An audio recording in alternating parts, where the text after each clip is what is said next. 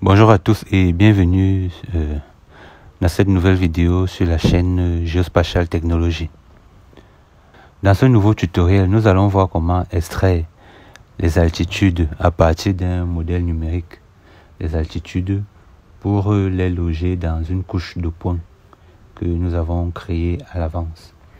Alors dans les vidéos précédentes, celle-ci, je vous ai montré comment à partir d'un objet linéaire, on pouvait générer des points à des intervalles précis. Donc c'est le résultat de ces opérations-là ici.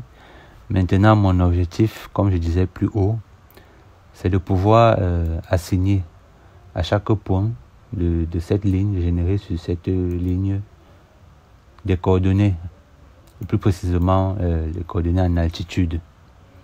Parce qu'ici, quand on regarde la table attributaire, on se rend compte qu'on n'a pas un champ qui... En fait, c'est vrai qu'on a un champ élévation, mais toutes les valeurs sont nulles. Donc, il est question dans cette vidéo de peupler ce champ avec les valeurs d'altitude. Alors, où est-ce que nous allons prendre les altitudes? Nous allons prendre les altitudes d'un Digital Elevation Model existant. Ce Digital Elevation Model a une résolution de 30 mètres et c'est à partir de cette couche que nous allons extraire les altitudes. Alors, comme vous l'avez sûrement remarqué, on travaille toujours dans le logiciel QGIS. Et pour extraire les altitudes à partir du DEM, on va utiliser un plugin spécifique. Nous allons installer le plugin qui va nous permettre d'extraire les altitudes. Ça s'appelle Point Sampling Tools. Donc on vient ici dans installer et gérer les extensions. Bien sûr, il faut être connecté à Internet pour pouvoir faire ça. Et ici, dans la barre de recherche, je vais saisir Point Sampling.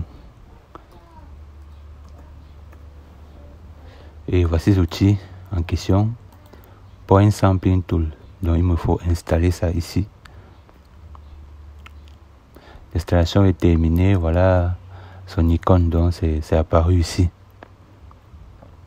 Donc je ferme ça et je vais maintenant ouvrir cet outil. C'est ça ici, le Point Sampling Tool. Voilà. Une fois que l'outil est ouvert, il faut maintenant que ici, couche vecteur contenant les points. Donc ici, je vais choisir parmi mes couches, la couche des points.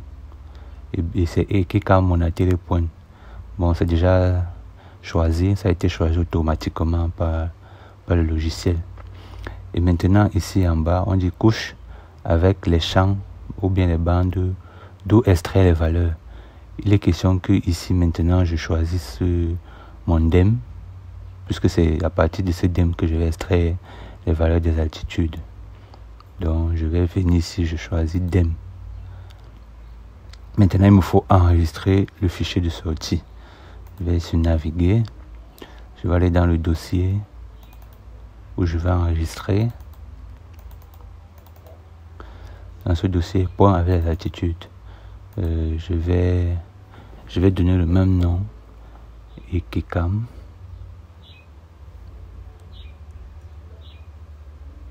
Mon atelier.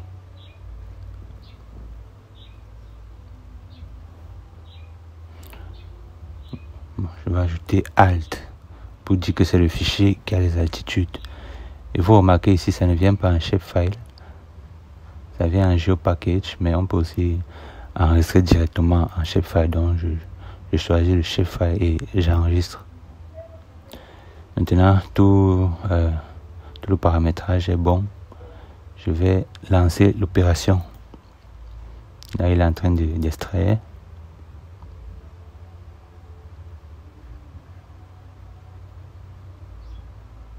Ok, the new layer has been added to the blablabla. Donc voilà la nouvelle couche qui a été créée et c'est censé être une couche de points contenant les altitudes. Donc je vais fermer cet outil. Regardons d'abord la structure de la table attributaire de la couche de départ. Comme on a dit, il y avait ce champ élévation, mais qui ne contenait pas les valeurs d'altitude. Qu'en est-il pour la nouvelle couche? Est-ce que ça aura la même structure? Ça n'a pas la même structure. Bon, tous les autres champs ont été supprimés, mais on voit un champ d'emclip et c'est censé être le champ contenant les valeurs d'altitude.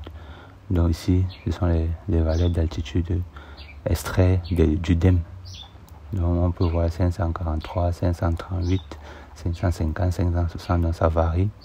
Je veux vérifier un peu. Je veux vérifier, par exemple, je vais demander au logiciel de me donner l'altitude de ce pixel, c'est 499. Maintenant, qu'en est-il des points, de ces points qui se trouvent dans ce pixel?